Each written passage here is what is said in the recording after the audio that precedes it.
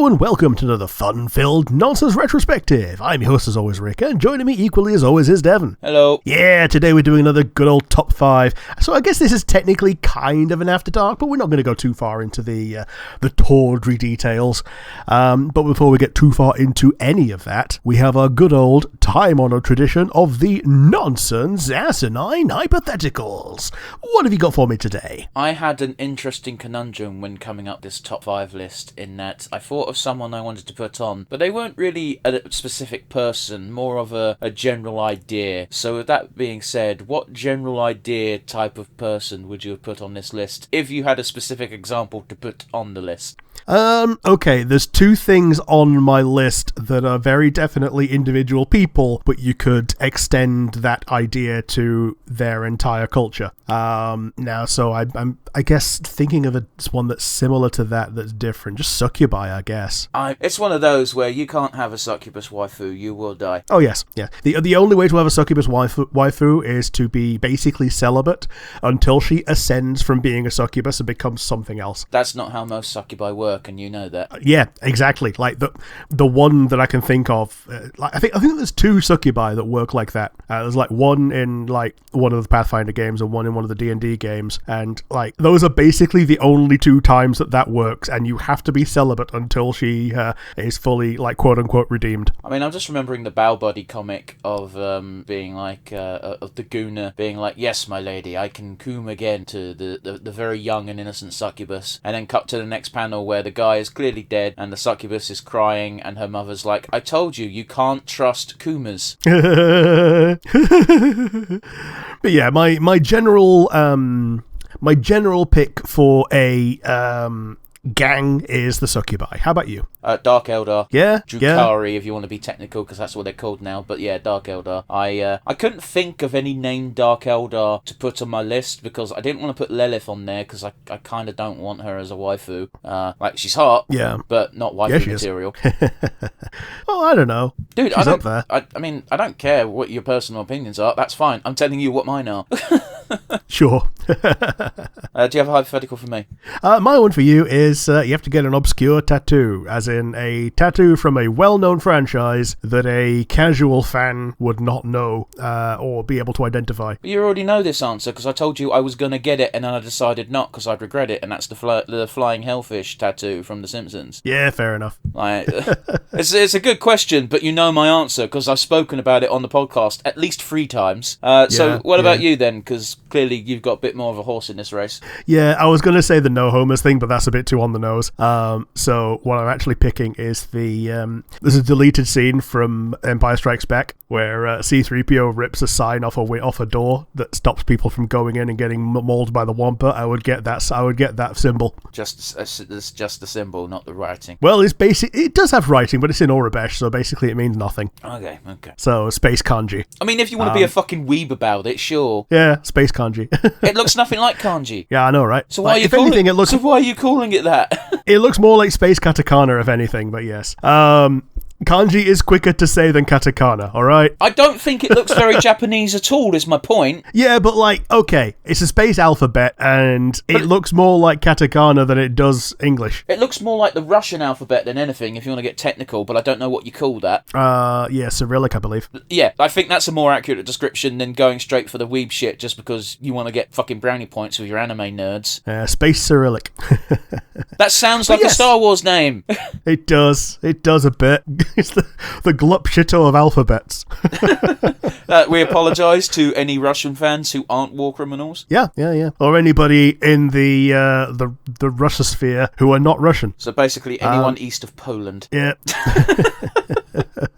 So today we're talking about our top 5 deadly waifus. Waifus who will kill you, and not by accident. So, who's going to be your number 5? Before we do my number 5, do you have an honourable mention, Rick? I don't, for the record, but I don't know if you do. My honourable mention, I guess, would probably be Harley Quinn.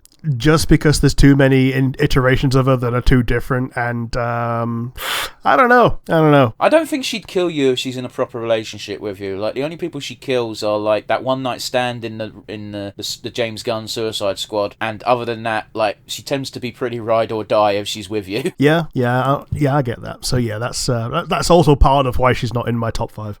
So yes, do you have number 5? I do have a number 5, and my number 5 is the cheatiest of cheating. Okay. I've gone against the brief ever so slightly, because I don't think she'd mean to kill you, but the thing she does to you that kills you is meant to kill you, if that makes sense. I think I put the same person on there for the same reason, because what she does will kill me. But wouldn't kill her normal partner. Is it Morticia Addams? No. Okay. Morticia Addams, I think, is into some really kinky, fucked up shit, and it's only because she is with Gomez Addams that she gets to indulge in these things. Yeah, because Gomez is like comically invincible. It's great. Gomez is awesome. Gomez is the fucking man, and he can put up with his sexy goth wife's bullshit kinks. Yeah. I do love the dynamic that Gomez and Morticia have. It's great. I love the live action ones with fucking the original live action, not the original live action ones, the original live action movies that I saw when I was a kid with that actor who I only know he's done he's done loads of things, but the only other thing I know he's known for is M. Bison. yeah, and Raoul something, isn't it? Yeah, that sounds about right. Yeah, he's great as Gomez, and Tim Curry can play any fucking role, but he's just not the same. But anyway, Morticia Addams is hot as fuck, and as I say, I'm cheating because I think when she kills you, it will be an accident, but at the same time, the thing she does to you does kill normal people. Yeah. I have someone else on the list who has the same caveat. Yeah, so we're both cheating today. Morticia's the only one on my list that comes under this, in my opinion. Yeah. But yeah, if you don't like Morticia Addams, like, there's something wrong with you. Even if you don't like the goth girl aesthetic, like, oh god, look at her. Yes. Like, for a lot of people, she's a lot of people's goth awakening because, they started in like the 60s or whatever. No, she's the goth awakening for people who are a boomer. Yeah, boomer goth. For our generation, it was almost certainly Raven. Yeah. But anyway, I digress. Rick, who is your number 5? My number 5 is Yuno fucking Gasai. She is the waifu from Yume Nikki. I don't know, Rick's picking fucking anime weirdness that I've never heard of, so you're gonna have to explain more than not at all. Okay, so she is the yandere with asterisks around the. Like, she's. If you ever seen the picture of a girl with her fingers on her face, and that's like the yandere face, that's her. Rick, I'm not as much as a weeb as you. I know the term yandere, but I've never seen the thing you're talking about. Yep. The reason I'm picking her as my number 5 is because I've never actually seen the thing. I've just seen clips and abridged version. But yes, she's an incredibly able and capable person in the universe, and she will do anything for the person that she's with, including killing them if they are not exactly what she wants them to be. People get legitimately turned on by the yandere trope. I've never gotten it. Like, tsundere, I get it, because it's just like acting mean, but you're really a sweetheart. But yandere is literally, I'm a psychopath murderer, and I will kill everything you love until you love me. Yeah, it's overly attached girlfriend and everything. It's a bit more than overly attached when you're starting to murder casually. Yeah, it's one of those, like OAG, like, she's a very cute girl, but yeah, I kind of get it. I get it. Who's using number 4? My number 4 is a character who you should never, ever, ever, ever, ever recruit. But damn it, she's related to Samara, so she's hot. It's Morin. Ha. Exactly number 4 as well. Yeah, because I don't actually care for Morin, because Samara's better in every single way and won't murder you. Yes, exactly. Like, but the only way that Samara is, like, a bad choice is if you are a complete piece of shit, because she tells you that as soon as your deal is done, then she will have to kill you. But you have to. You really hit the nail on the head. You have to be a monster for her to say that, because she gets it. She gets it if you make tough decisions that make you seem like a bastard, but they're right in the moment, and she lets it slide. You've got to be a fucking monster to be like, when we're done saving the universe, I will kill you. She goes all Inigo Montoya. Yeah, you have to go out of your way to be a cunt to get on Samara's bad side. Whereas Morinth, like, spoiler, she's also my number 4. Yeah, Morinth makes a really good pitch for you might be the first one to survive. You've got some really unique cybernetics, and you've got this really strong soul and heart and everything. And yeah, I'm pretty sure that's exactly what she says to every one of her other victims. I absolutely adore that you get a hard cut to game over. Yeah. Oh, and it's the Mass Effect 1 game over tune as well. Mass Effect 2. Yeah, but it's in Mass Effect 2, but you get the Mass Effect 1 game over tune. I mean, I wouldn't know. I didn't play Mass Effect 1. Okay, you get a slightly different tune. Why? Just to show you how much of a fucking idiot you were. It's like, you're not even an idiot by this game standard. You are a classical idiot. You're not just a clown, you're the entire circus. Yeah. But for real, even Arya doesn't like Morinth. And Arya's a cunt. Like, yeah.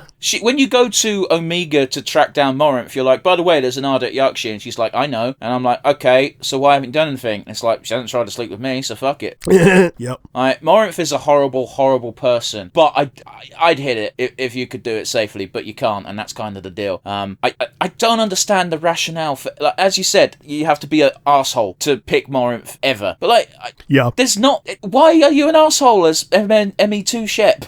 Yeah. I guess it's just so you can see what all of the Renegade options are. But most of the Renegade options are just interrupts, and you don't lose anything by doing them as a Paragon. Yeah, Renegade options in Mass Effect 2 aren't as psychotic as they are in Mass Effect 3. In Mass Effect 2, Renegade is like, I'm fucking Riggs and Murtaugh. Yeah, it's like lawful evil at worst. Not even lawful evil, it's more like some of them are straight up chaotic good. Like, you've got that spiel. I remember you're doing Mordin's like buddy mission on Tachanka, and you got that guy, that Krogan just fucking ranting about how we're gonna take their eggs and smash them and eat them and fuck Solarians. Oh, I'm gonna skull fuck your corpse. And as he's saying that, the entire time, there's a flashing Renegade icon on the bottom, and the option is to just shoot him mid-rat psychotic rant and kill him. That's not evil, that's just common sense. He's a dick. Yeah. And the other thing is, oh, you missed, and you go, did I? And yeah, you shot a gas tank. Like, who the fuck? Why would I shoot a Krogan with a pistol once? I know that's not going to do anything. Yeah, it's going to make him angry at best. Like, they're like bears, but on like mega steroids. Like, there's a reason why when you go out camping in places where they're bears, it's like you should have bear mace, because guns don't work very well.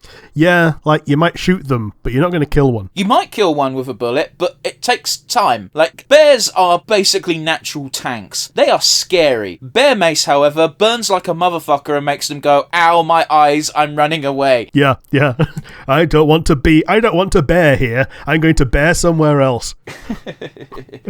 I can't bear today. I have the mace. But yeah, Morinth is my number 4, because, yeah, hot. However, bastard. Oh, yes, absolutely. Morinth also my number 4. And you can't fuck her. No, you can't. And also, like, if you pick her up and get to the end of Mass Effect 3, one of the random banshees that you get towards the end of the game is just Morinth. Yeah, you get absolutely no award. Like, it would have been really cool if in Mass Effect 3, it would have been so easy to change that mission from Samara to Morinth, and the only difference being that Morinth's motivation is, I'm going to break free all of these girls because they don't deserve to be locked up here. However, we learn that Morinth is a cunt, and she doesn't roll that way. That's why Samara's the only one who gets that mission. Yeah, exactly. Like, those are literally her sisters, and she doesn't even think twice to go, yeah, I'm gonna break them out. But even then, the sisters are like, no, we don't want to be broken out, we deserve to be here. Dude, I really don't like going to that place, because all the fucking law notes around the place just make me fucking depressed, because it's literally just like a sorority house on a college campus, except they can never leave. It's so fucking heartbreaking. Yeah, they can never leave, and they can never get their jollies. Well, not even with each other. Especially not with each other, because they would literally both kill each other. I don't know if that's how that works. I think it is. I wouldn't know, because there's nothing in the game that tells you. Because is that because no one's ever tried it, or is it because when they do try it, both people end up getting sucked? It doesn't make any sense, does it? Because surely one would be better than the other, so one would remain, and then they'd be scarred for life mentally. Let's move on, shall we? Just imagining Morinth playing cum chicken. Whoever comes first dies. That's a disgusting sentence you just said. Yeah, Morith, my number 4 as well. Who is your number 3? My number 3 is a very disgusting person. However, you can look past the disgustingness, they are still quite sexy, and it's Orin the Red. Yep. Good old shapeshifter perversion potential and everything. Yeah, they've got the shapeshiftiness, but like even in their base form, they're pretty attractive. The problem is they're constantly wearing like some kind of flesh as armor, so you know they stink. Yeah, she's wearing chunks of previous victims. And she's also a very devout follower of Baal. You will die. I can't tell you when you will die, but you will. Yeah, like, if you take Scaleratus Fell by, as an idea, one of the most delicious things is to kill someone who trusts you, apparently. So, you will die. Here's the thing, is I would never be foolish enough to trust Orin, but I am but a simple man. I see tits and my brain stops working. Yeah. This is not a fact about me that I like, but it is a fact. Some people are hardwired to boobs. What were we doing? Oh, it's like it's literally that fucking meme of me hanging out with my witch girlfriend doing whatever the fuck she says, and you're lying on the floor in the middle of a pentagram while she's holding a knife. Yeah, and you're just looking at her boobs. It's just like it's so fucking real, and I don't like how real it is. Yeah. Yeah, exactly. Like, I remember when, before the game came out, and like they revealed Orin the Red, but like everything else everyone could play was the Act 1 only beta, and people were going, "Oh, can you redeem Orin?" And Sven just outright says, "No, but by all means try."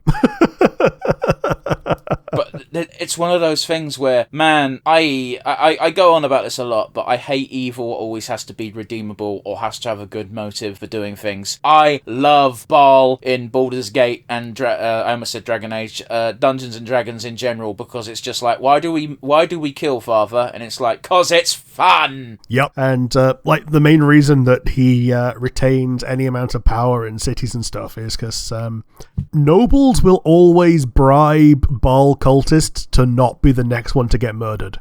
Even without having Baal cultists, like, murder is a common day occurrence, even in the real world. Yeah. So your 2 ways to pay the Church of Baal are pay to not get murdered or pay to murder someone else. Ideally both. Either way, they end up with a lot of money, which they can use for remodeling their church and relocating it all the damn time. Yeah, and it takes forever because they've got that giant ornate skull door that doesn't go anywhere. Yeah. And it's in every single temple.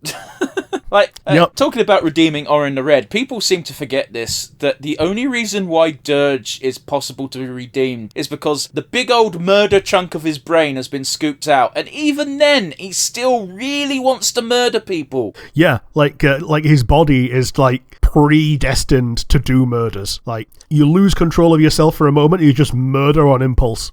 Yeah, I mean, eventually you get better if you take Jurgil's deal near the end of the game. But yeah, during the entire lead up to that, your body... There's scenes where the narrator talks to you saying, your body is on fire, you must kill. Yep.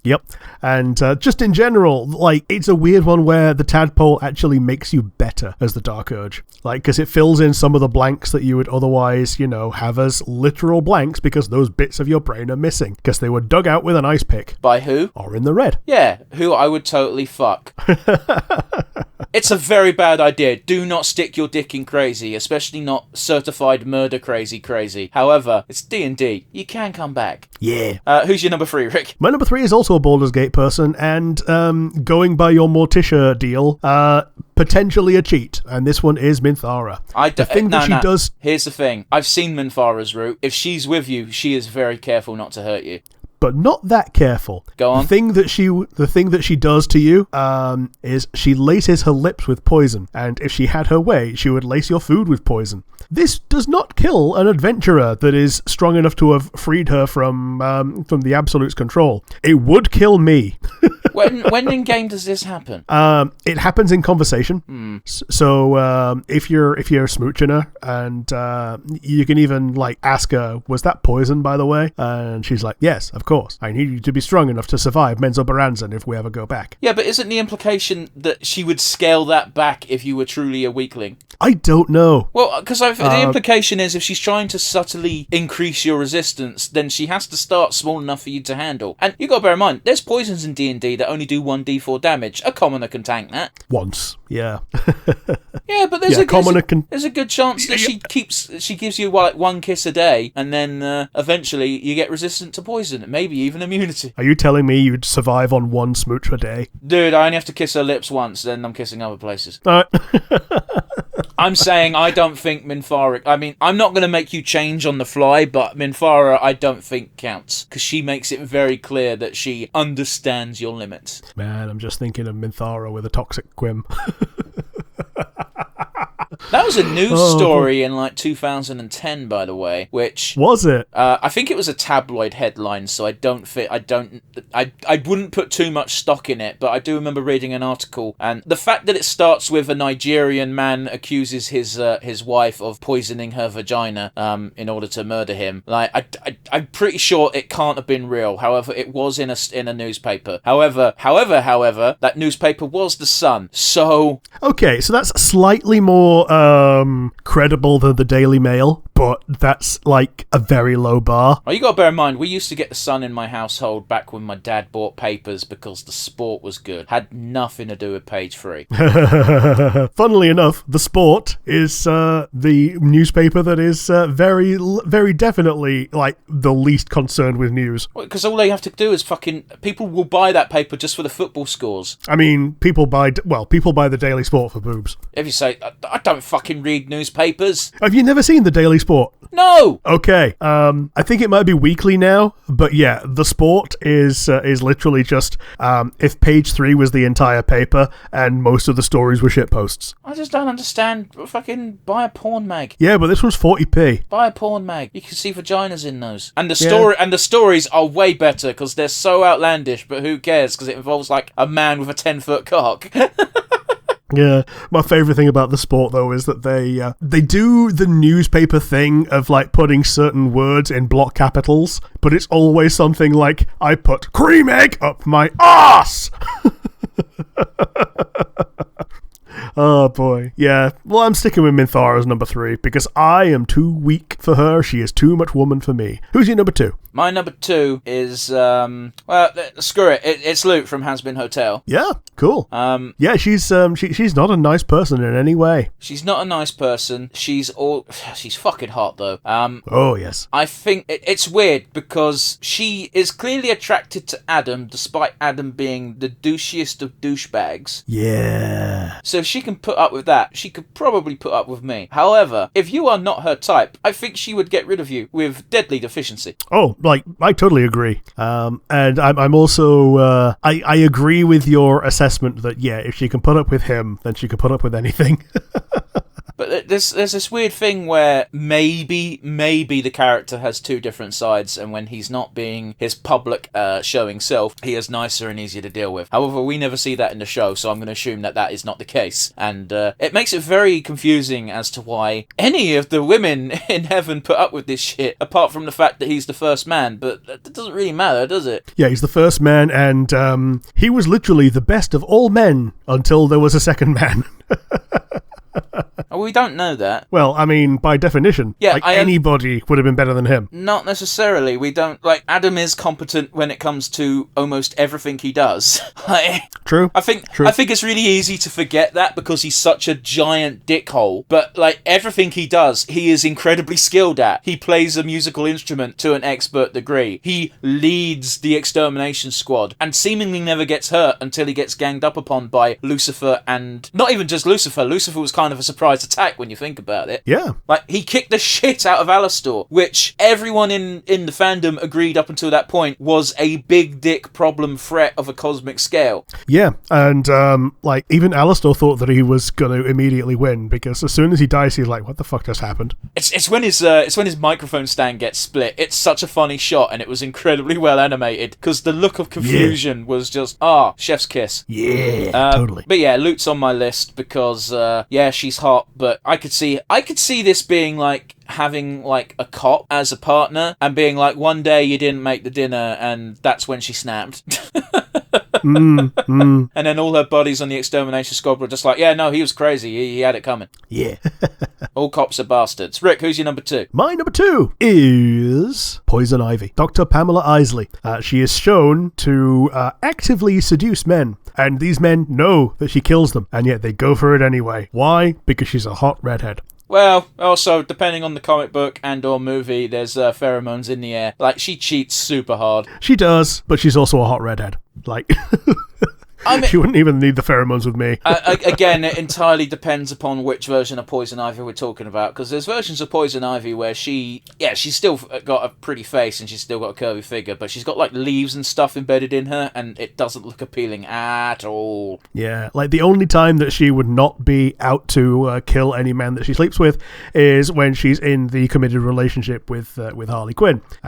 So yeah, I'm taking that out of the equation. This is when she's single and in her kill all dudes, kill all the patriarchy kind of mode. It's one of those weird things where that seems to be where they swiveled her in the direction of, but it's very weird because she was never meant to be a kill all the patriarchy person. It was a defend the environment and reclaim the earth, which happened to involve killing a lot of men because, you know, men are in charge of almost all of the companies and are therefore the ones polluting the earth. But it's so weird seeing how certain characters have changed their motivation over the years. Yeah, she just becomes an incidental feminist. It's a weird one. Even in Batman the Animated Series, she was more about, as I said, reclaiming the Earth for what it was, nature rules and all that. She was in a relationship with Harley Quinn even back then, but it was very clearly not a real relationship. Yeah, like the good old eco-terrorism. But yeah. Yeah. She's a good character, and she made it very far on my list because of just based on her looks and feel. How about your number 1? Well, who's going to be top before we move to my number 1, I just want to raise you one more point, and that point being Kite Man. Hell yeah.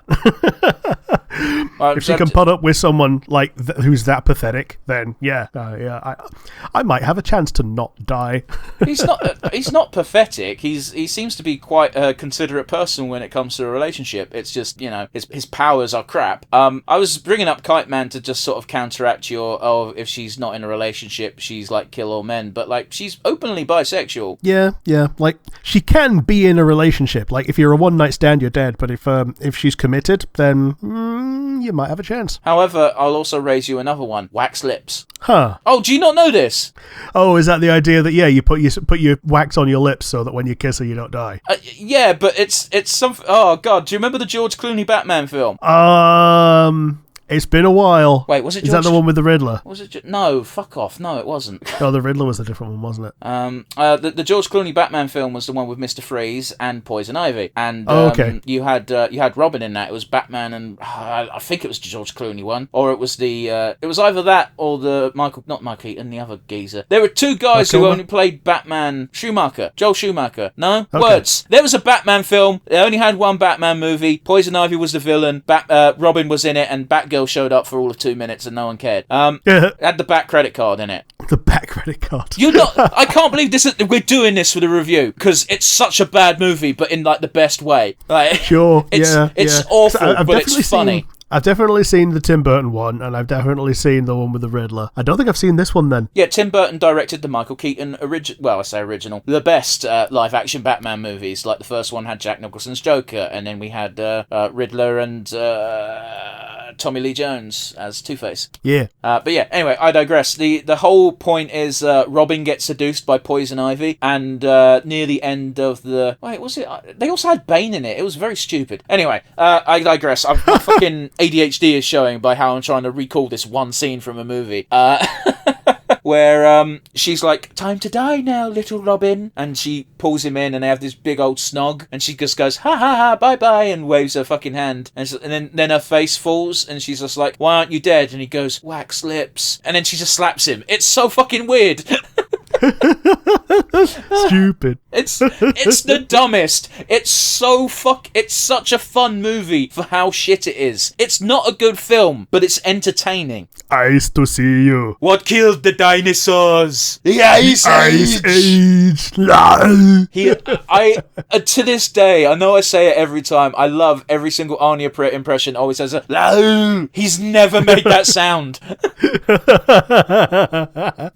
Yeah. But But yes, who's going to be your number one? My number one is Pandemonica from Helltaker. Okay. Now, I could have very easily put 90% of the Helltaker harem on this list, because a lot of them make it very obvious that, yes, they would kill the Helltaker, but about half of that can be discounted as probably by accident. Pandemonica, however, has canonically sent the Helltaker to hospital because she broke all of his fingers. And she's made it very clear, if she does not get coffee on, there's like 3 times a day, I believe, is what the dialogue in game suggests, on the dot, she will cause grievous bodily harm to Helltaker. And I'm pretty sure that if you make a truly disastrous cup of coffee and deliver it late, you will die. In fact, if you play Helltaker and you do the wrong dialogue option when talking to her for the first time, I think you're very rude to her, possibly. Her response is, she sighs before breaking your neck with expert professionalism.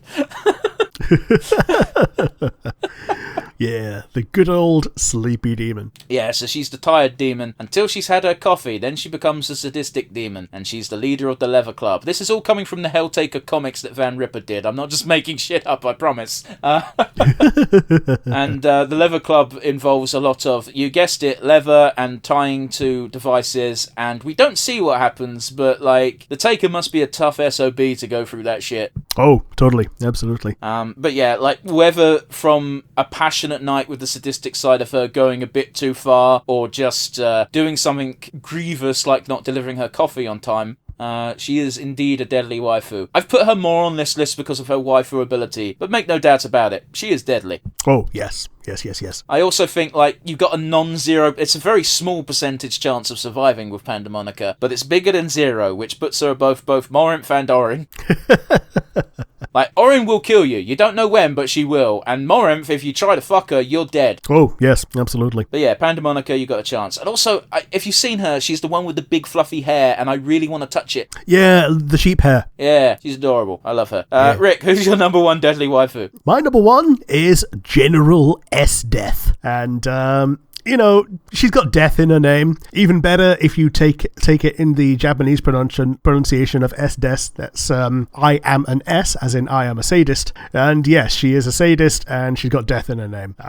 Her general power is ice. She freezes things to death quite often, and basically when she gets too excited, she freezes people to death immediately. I don't know who this is, Rick, and you've not said what she's from. Oh, she's from Akamega Kill. Oh, why does that sound familiar? Why have I heard this anime name? It was one season after Kill la Kill, and people lost their shit at how badly it went off the rails towards the end. Is this the one with the fucking with the dinosaur lady with the 2 horns? Oh no, that's that's 02 from not Strelitzia. I forgot the name of the thing, but yeah, Strelitzia is the giant robot. It's not the thing. It's fine. That's all you needed to say.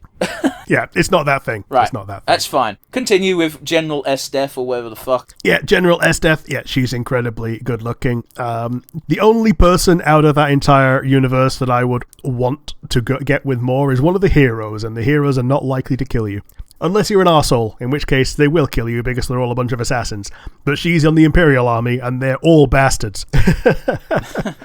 And the only way she is eventually killed is by losing all hope that she will ever be with the main character that she wants to be with, and she freezes herself to death while hugging him. That's fucking lame. Yeah, but yes, she will freeze you to death, and I think it's implied that she's still a virgin even at the end of the story, because she's never like held back long enough to get with anyone. It doesn't really make much of a difference to me. Although I am reminded of, like, in The Boys, they had like a superhero support group of people who had been harmed or damaged by being in relationships with superheroes, and one of the people who was in the group was like, he has no cock and balls anymore because he was fucking a superhero with ice powers, and when she comes, she can't control it, and her ice powers just happen, so it froze his cock while inside her and then shattered. Man, power move. No, not a power move. Like, by the way, just goes to show that The Boys has always been really graphically disgusting. Oh yeah, totally. It's always like, oh, how come they never talk about this in comic books? Because no one fucking wants to read about it, except for fucking weirdos and freaks. Oh yeah, what if some dude was totally. fucking someone and then their cock got frozen? Okay, what if? I don't care. It's not functional to many plot lines. Yeah.